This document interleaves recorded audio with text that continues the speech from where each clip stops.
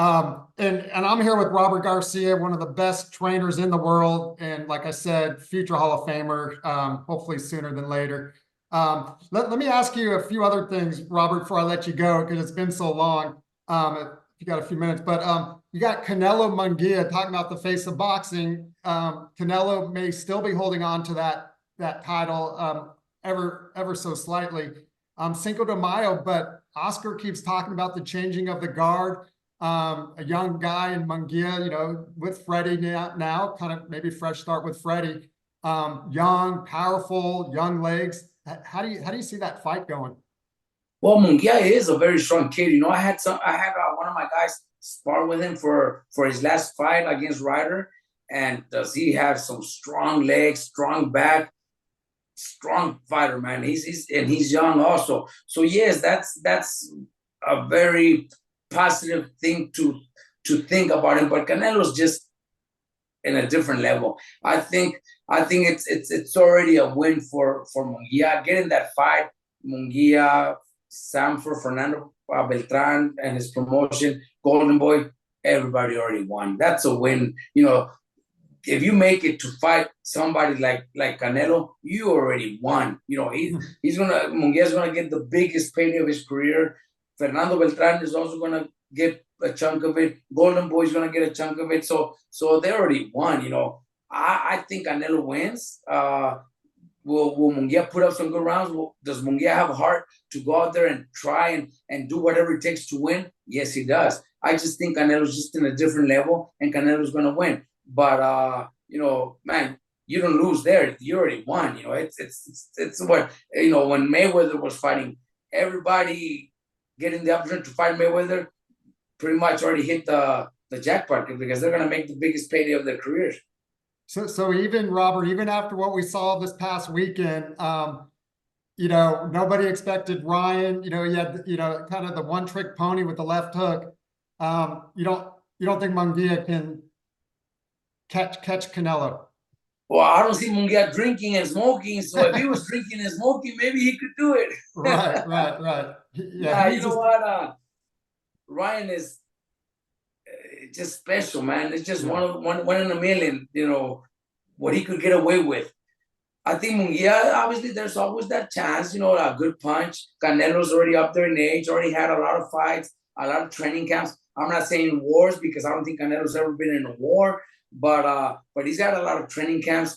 Sparring matches. Up and down in weight, stuff like that. All that takes a lot out of your body, especially later in your career. But I think Canelo's still very dedicated. He's still very disciplined. So I think he still has a lot left and enough to beat Munguia.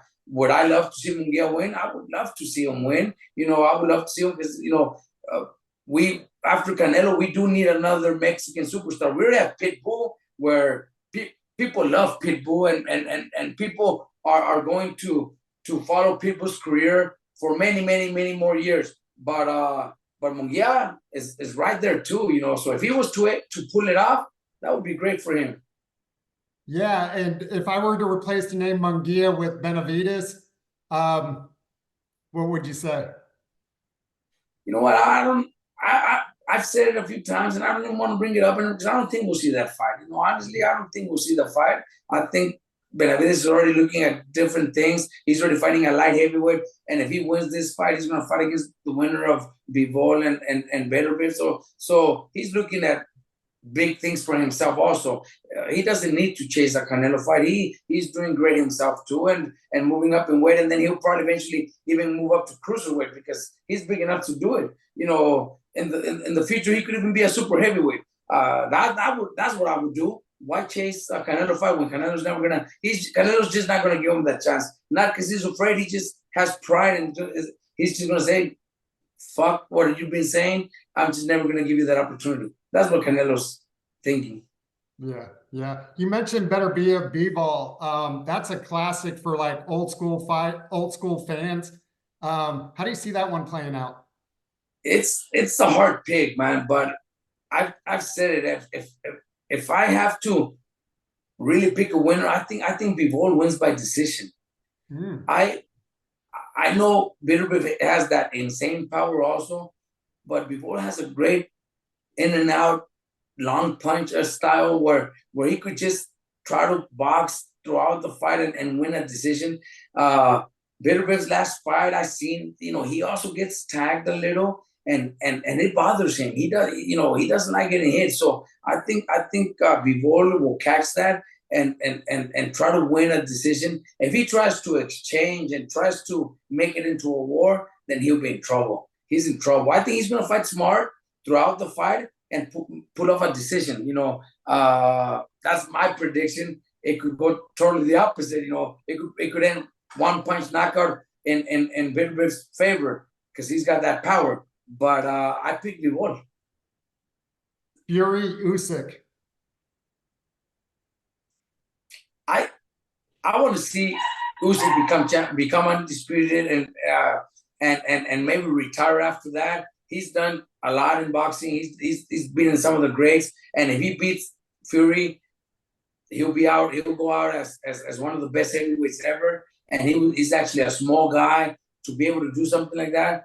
I would love to see that. Plus, I wasn't very pleased with Tyson Fury just performing the way he did against Ngannou. I think he disrespected boxing. Didn't care about what people could think or say about him. He went out there. I don't think he trained for that fight, and that's disrespecting the sport, because this sport, everybody takes it very serious. Everybody should take it serious, and it's a very dangerous sport to where people could die in the ring. So I would like to see Fury pull it off. No, I mean Usyk pull it off.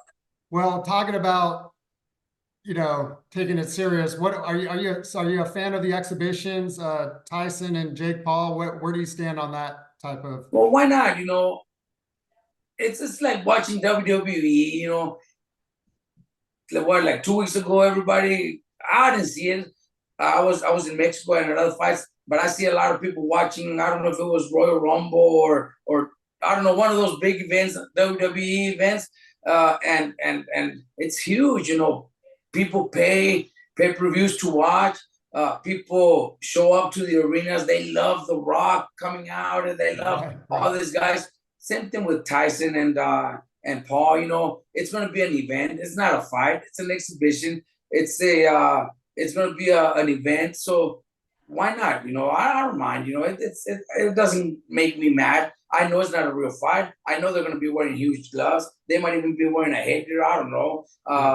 So I believe there's not going to be no judges. So it's just like ordering and going to watch a WWE event. People should know that. People should know it's not a fight. And if you're paying for it, and if you're paying your ticket to go watch it, you should know it's not a real fight. It's going to be an event. Right. And at least it's free on Netflix. And to Jake Paul's credit, Amanda Serrano, Katie Taylor is the co-main event. So, they're putting on real fights on the undercard. So well, that's awesome. That's a great fight, because they already did it and they broke records in New York. So yeah, that's great. That's going to be a great undercard fight. Like I said, it's just an event. That the whole show should be a good fight, but the main event, just an event. People that go and people that pay for it should know it's entertainment they're going to watch. Right. And I would be remiss if I didn't ask you about one of your other studs in your stable, Bam Rodriguez, fighting. He's a young future Hall of Famer himself, but fighting Juan Francisco Estrada, future Hall of Famer, in June. What is it? June 29th in Arizona. What thoughts on Bam? I'm excited about that one, but look, when after Bam's last fight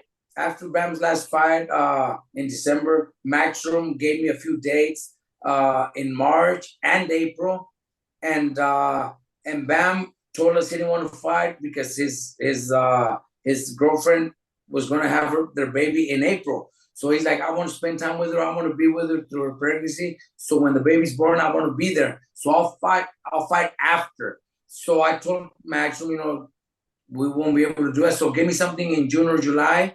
And And when they did, they told me that his date was June 29. They told me they were gonna go after Gallo Estrada, but Gallo Estrada was also looking into maybe fighting Ioka in Tokyo. So when I told Bam that was his date, but that it could not be, there was a possibility that it wouldn't be Gallo Estrada, that it could be somebody else. And Bam told me, if it's not Gallo, I'd rather stay home with my newborn and fight at the end of the year. I'd rather spend time with my girl and my baby. He said the only way I'll fight June 29th is if it's against Gallo Estrada. Bam is one of those kids, man. He's not waiting. He just turned 24 in January, and he's already fought a couple Hall of Famers. He's already unified. He already went down in weight division to become a champion and unified his title. That kid is not wasting any time. Sometimes there's gonna be a moment where I'm gonna have to put a little stop on him, because imagine he beats Gallo, he's gonna want to go up to 122 and fight Inui. You know what I mean? That's just the way Bam is. But we might have to hold him back a little. It's gonna be a great fight, man. I'm excited about this fight, not only as Bam's trainer and manager, but also just a fan. I'm seeing Gallo fight, and fuck, can that kid fight, man? People are telling me, what's your game plan? What are you gonna do?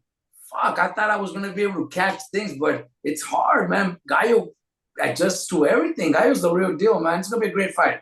I can't wait. Yeah, I got to see him against God, I just went blank. The Nicaraguan here in Dallas.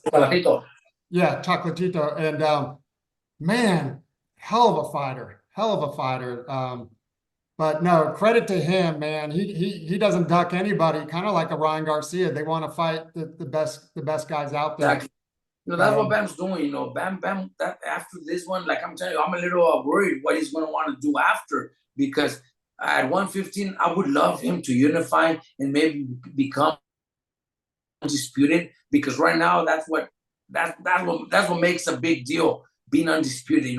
We've had quite a few in the last few years, and at 115, I think it's a division where we could actually do it. We could fight to become undisputed, and it's just like two or three fights away, and then maybe move up in weight division to 118, because I think Bam will be a multiple division champion. He's just that talented, that special. But we also have to take our time. I think at 115, maybe after this, everything goes well, get a unification title fight somewhere by the end of the year. If we don't get the rematch if Gallo doesn't want the rematch, because there is a rematch clause. But if not, we'll want to unify, and maybe by next year become undisputed. I would love to see Bam become undisputed at 115. Man, that would be awesome, Robert. Well, listen, man, I've kept you long enough. Like I said, it's always great talking to you. It's been a while. Haven't seen you in a while. Thanks for having me, Jeff. All right, man. We'll talk soon. Thank you. Talk soon. Thank you.